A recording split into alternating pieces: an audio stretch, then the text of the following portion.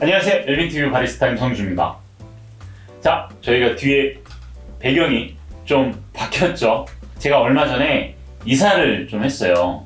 그 전에는 이제 원룸에서 이제 제가 살았는데, 제가 살았는데, 촬영하는 장소, 그 다음에 뭐 제가 운동을 하고 생활을 하고 또 잠자는 곳이 한 군데이다 보니까 촬영도 하기도 너무 힘들고 생활하는데 좀 어려움이 있더라고요. 그래서 이제 근처인데 이사를 했습니다. 그래서 제가 이제 약간 뭐 스튜디오 아니면 작업실처럼 뭔가 좀 자리를 옮겼어요.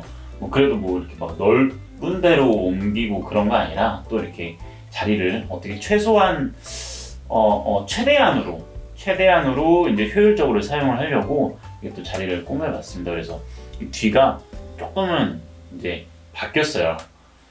뭐 다 우리 구독자님 덕분입니다. 수익이 나서 온 건 아니에요. 제가 그냥 뭐 멀리 온 것도 아니고 그냥 전에 살던 데 근처로. 저는 집 구하는데 첫 번째 우선순위가 있어요. 무조건 제일 중요한, 집 구할 때 제일 중요한 거, 걸어서 출근할 수 있어야 한다. 이게 첫 번째입니다. 걸어서 출근할 수 있어야 한다. 그래서 근처로밖에 집을 안 알아봤어요. 네. 자,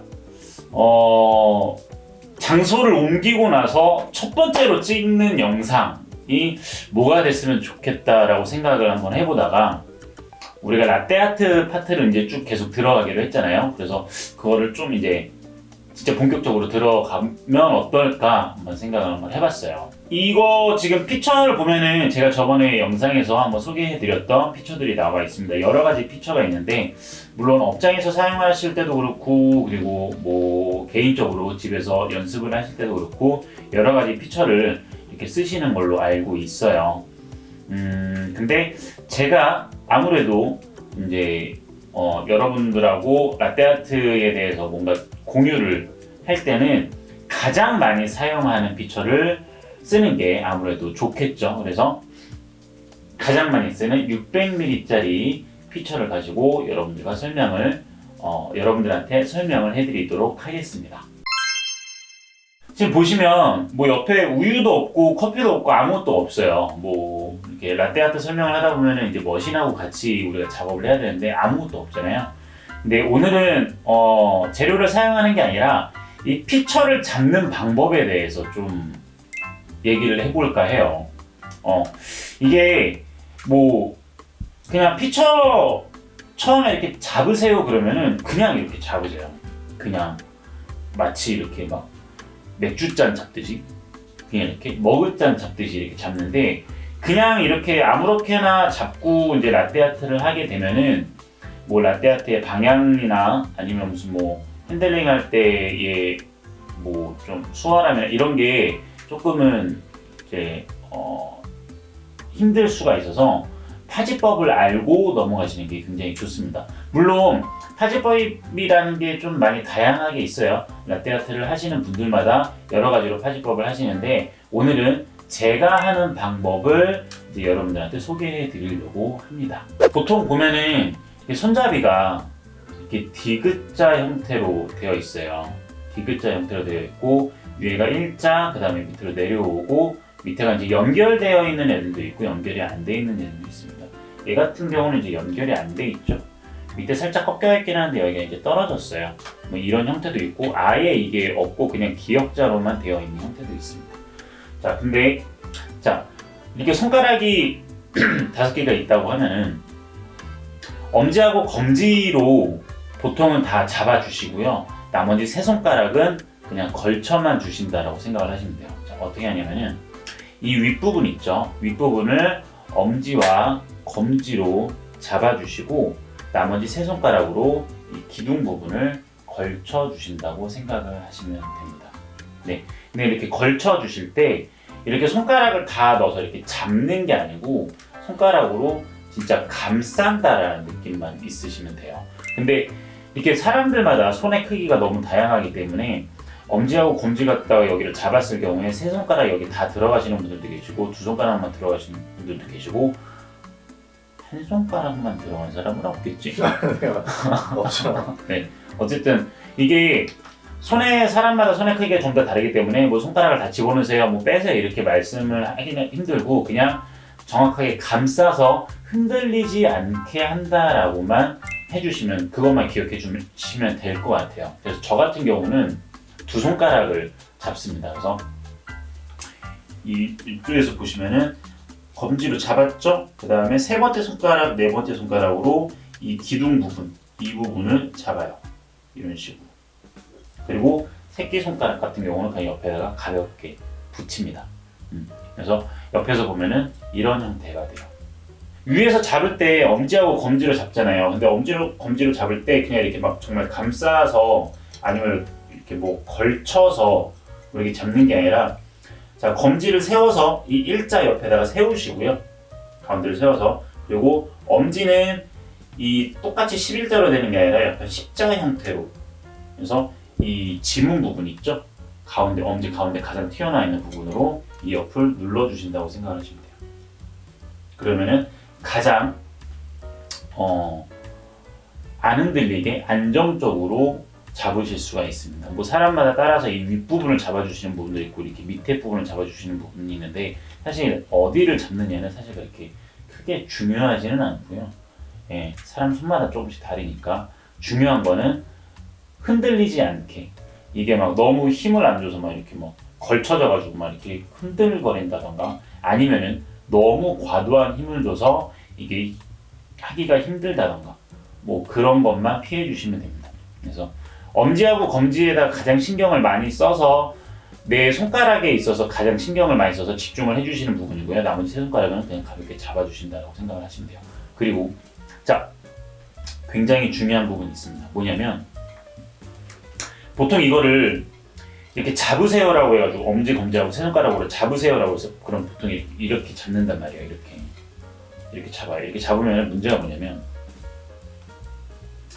자, 이게 어떻게 잡아도 다 상관은 없지만은 좋은 방법은 뭐냐면은 내 팔하고 그 다음에 이 피처가 일자가 돼야 된다라는 거예요.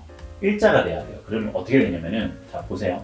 이거를 그냥 이렇게 잡는 게 아니고 이렇게 잡아서 내 팔은 일자인데 내 팔은 일자로 올라가는데 얘가 왼쪽으로 지금 기울어졌죠. 꽃단표들이 지금 기울어졌죠. 보기에도. 네. 그렇죠. 이게 기울어지는 게 아니라 내 팔이 일자가 됐으면 얘가 그대로 일자가 돼야 된다는 거예요. 그렇죠. 그래서 내 팔의 연장선이 되고 있다라고 생각을 하시면 됩니다. 그래서 그렇게 하기 위해서는 어떻게 하시면 좋으냐면은 자 지금 손가락 쪽은 감싸서 잡았죠. 손가락 쪽은 감싸서 잡았어요. 이 엄지 안에 엄지살 있죠. 엄지살을 반대쪽에다가 붙이세요. 그러니까 이쪽은 손가락 그리고 이쪽은 엄지손가락 안에 있는 손바닥 살입니다. 그래서 이거를 안 붙이고 그냥 이렇게 잡으면은 틀어지니까 붙여서 이거를 엄지 손바닥 살을 반대쪽으로 붙여준다라고 생각을 하십니다. 자, 그러면은 일자의 형태가 될 수 있습니다. 보이시죠? 시계 자랑하는 거 아닙니다. 금시계를 좋아해요. 네, 싼 거예요. 자, 일자의 형태. 일자의 형태가 중요한 게 뭐냐면은 내가 푸어링을 해서 부었을 때, 푸어링을 해서 내가 붓게 되었을 때 팔의 연장선으로 일자가 되어야지 앞으로 정확하게 부으실 수가 있어요. 이거를 뭐 앞으로 붓든 뭐 사선으로 붓든 옆으로 붓든 간에 팔하고 피처하고 일자가 되어 있는 게 굉장히 중요합니다. 자, 그럼 이제 잡는 방법은 이제 설명이 다 된 것 같고, 그 다음에 하나만 더 들어가자면 이제 팔의 자세예요. 팔의 자세 말이 좀 이상한데 뭐 어쨌든 자 이거를 부어주실 때 푸어링을 할 때 부어주실 때 보통 보면 이제 손목으로 이제 떨어뜨리면서 부어주시는 분들이 있거든요. 대부분 처음 시작하면 그렇게 시작을 해요. 자 보세요.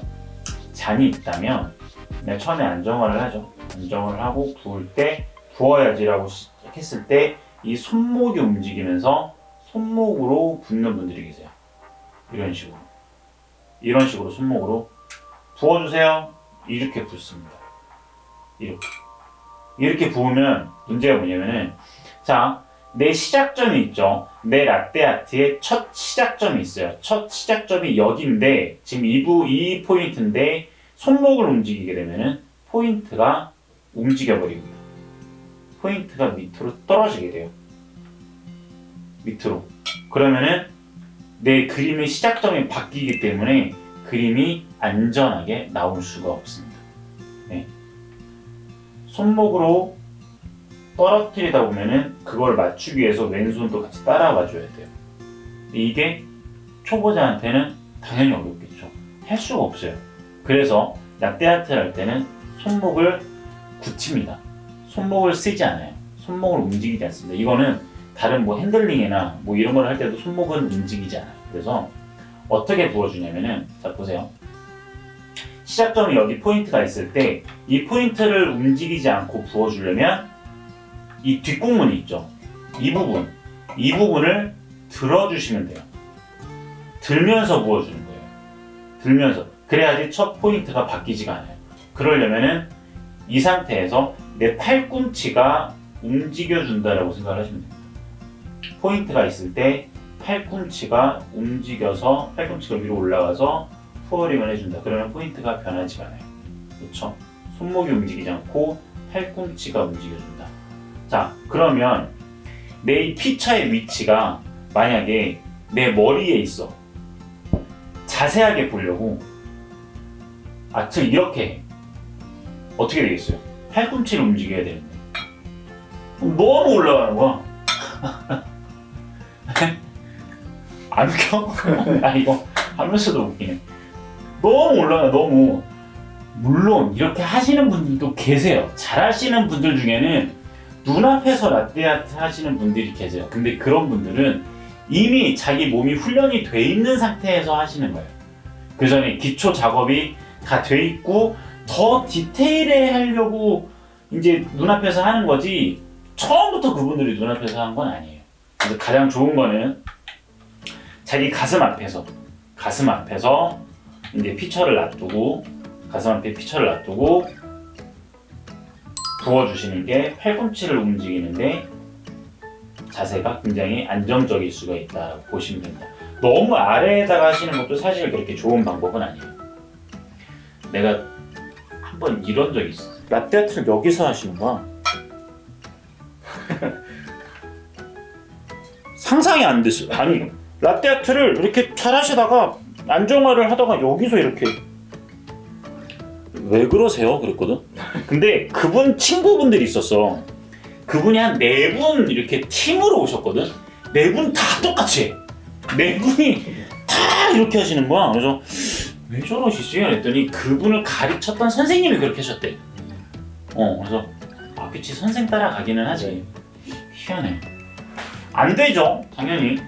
당연히 안 되는 건 아니고 힘들죠. 그렇게 하시면 힘들어요. 그러니까 그냥 가장 평범하게 자기 가슴 앞에서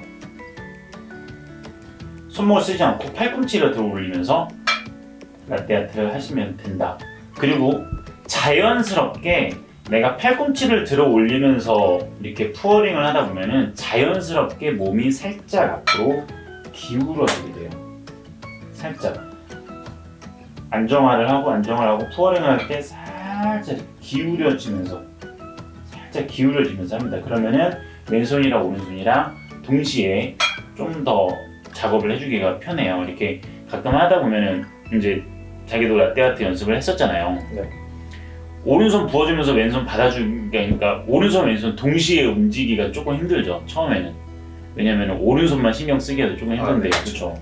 근데 팔꿈치를 들어 올리면서 몸을 자연스럽게 기울여 주시면은 되게 좋은 자세가 나옵니다. 네. 오늘은 이제 피처 파지법에 설명을 드렸고요. 그리고 잡는 자세, 위치, 그리고 손목 움직이지 않고 팔꿈치로만 사용을 한다라고 해서 라떼아트의 자세에 대해서 설명을 드렸습니다. 그러면 저희가 이제 다음에는 이제 작업장에서 실제로 안정화부터 한번 들어가야겠죠? 네.